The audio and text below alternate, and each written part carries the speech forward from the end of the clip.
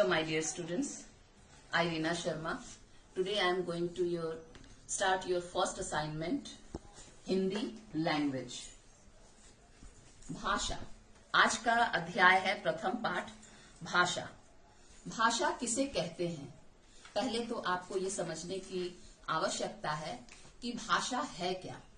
अपनी बात को कहना, दूसरे की बात को समझना और अपने आप एक तरीका आता है जिसे भाषा कहते हैं। अपनी बात को कहेंगे, अगले इंसान को मेरी बात समझ में आएगी, वह सोचेगा, उसका जवाब दे पाएगा उस बात को सुनकर। इसे ही भाषा कहते हैं। भाषा में जिस प्रकार हम आपसे कह सकते हैं, आपका नाम क्या है? आपने सोचा, आपको मेरी आवाज सुनाई दी, मेरी भाषा आपको समझ में आई और आपने सोचकर अपना नाम बताया कि मेरा नाम अंश है। यही भाषा है।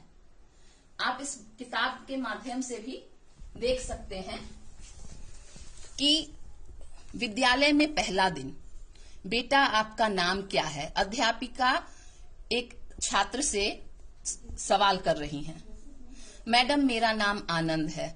उसने सुना, सोचा और समझकर अपना नाम बताया।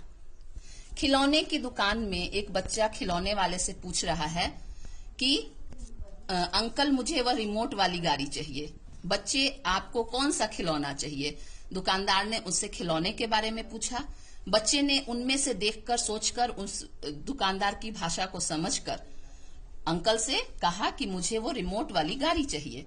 इसमें दुकानदार बालक की पसंद का खिलौना पूछ रहा है और बालक अपनी पसंद बता रहा है। इसे ही भाषा कहते हैं बच्चों। भाषा के माध्यम से हम एक दूसरे को अपनी बात को समझा पाते हैं। अब मैं आपको बताती हूं, भाषा के दो रूप होते हैं, बोलना, सुनना, जिसे हम मौखिक भी कहते हैं। दूसरा होता है लिखना और पढ़ना, जिसे हम लिखित कहते हैं। बोलना और सुनना, जब आपसे कुछ कहा जाए, आपने उस आवाज को सुना, समझा और उसका जवाब दिया। मैंने आपसे कोई प्रश्न किया और आपने उसका जवाब दिया। इसे मौखिक यानी ऑरली, मुंह से सिर्फ हम एक दूसरे से भाषा का आदान प्रदान कर रहे हैं, जिसे मौखिक भाषा कहते हैं। अभी मैंने आपके लिए लिखा है, बोर्ड पर मैंने कुछ लिखा है, इसे लिखना कहते हैं। आप उसे पढ़कर समझ रहे हैं, उसे पढ़ना कहते हैं। मैं आपके लिए बोर्ड पर लिखती हूं, आप अपने लिए उस कॉपी पर पढ़ के बोर्ड से अपने लिए लिखते हैं, तो उसे पढ़ना और लिखना कहते हैं।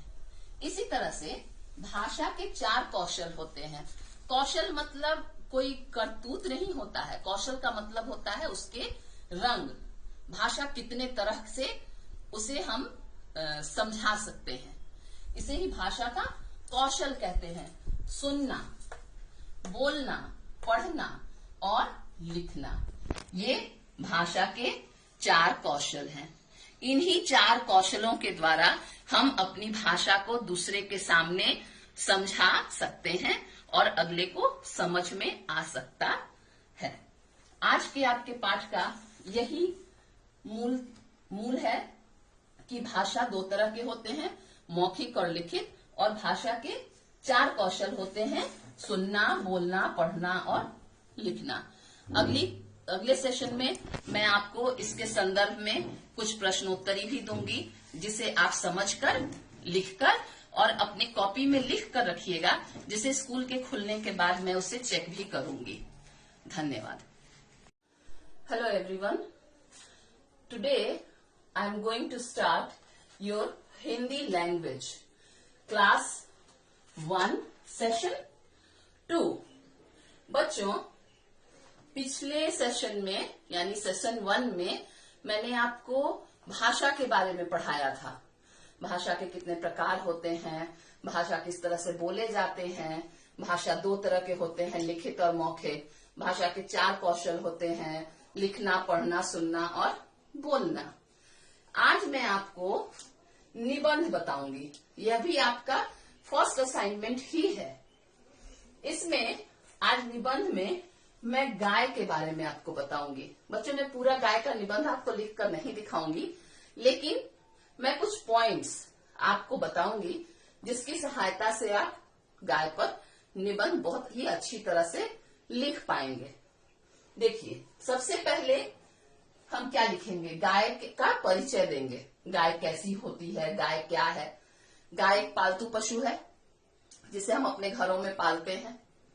गाय कैसी होती है, गाय अनेक रंगों की होती है। गाय भूरी होती है, सफेद होती है, चितकबरी होती है, काली भी होती है। अच्छा, दूसरा पॉइंट है गाय क्या खाती है। गाय क्या खाती है, गाय घास, भूसा, चोकर इत्यादि अनेक चीजें खाती है। अब आते हैं गाय क्या देती है। गाय क्या देती है, पहला तो बछड़ा देती है, गाय दूध भी देती है, गाय गोबर भी देती है। अच्छा, तुम आप जानते हैं गाय बच्चे देती है, उनका बछड़ा होता है। वे बछड़े हमारे बहुत से काम आते हैं, जैसे खेती के काम आते हैं, बोझ ढोने के काम आते हैं। गाय के बछड़े से बैल बनता है और वह बैल खेती के काम आता है और उससे हम बैलगाड़ी बनाकर उससे बोझ भी ढोते हैं। दूसरा, गाय दूध देती है। गाय का दूध हमारे लिए बहुत ही उपयोगी होता है, यह बहुत पौष्टिक भी होता है। गाय के दूध से हम घी, पनीर, मक्खन, दही, मिठाई, बहुत सारी चीजें बनाते हैं। आपको तो पता ही होगा, गाय के दूध से आपकी मम्मी घर में पनीर भी बनाती होगी और मिठाइयां भी बनाती होंगी, खीर भी बनाती होंगी, वह भी आप लिख सकते हैं।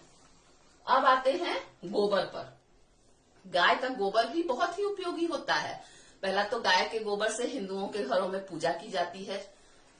दूसरा, गाय का गोबर हम जलावन के काम में लाते हैं। और उसके बाद गाय के गोबर को हम खेतों में डालकर खाद तैयार करते हैं। देखिए, इतने सारे फायदे हैं गाय के गोबर से भी। अब हम आते हैं गाय को हम क्या कहते हैं। मैंने जैसा कि आपको बताया कि गाय के गोबर से हम पूजा भी करते हैं। गाय के गोबर से घर को, पहले के समय में जो मिट्टी के घर होते हैं उनको लीपा भी जाता है, उसके द्वारा घर को साफ किया जाता है। अच्छा, गाय को हम गौ माता कहते हैं और इसकी पूजा करते हैं। यह एक अत्यंत लाभकारी पशु है। मुझे उम्मीद है इतने सारे पॉइंट्स के बाद आप 10 या 12 लाइन की एक निबंध तो अवश्य ही लिख लेंगे। तो मुझे उम्मीद है आप ये निबंध लिख कर रखेंगे और जब स्कूल आएंगे तो मुझे अवश्य ही दिखाएंगे। धन्यवाद।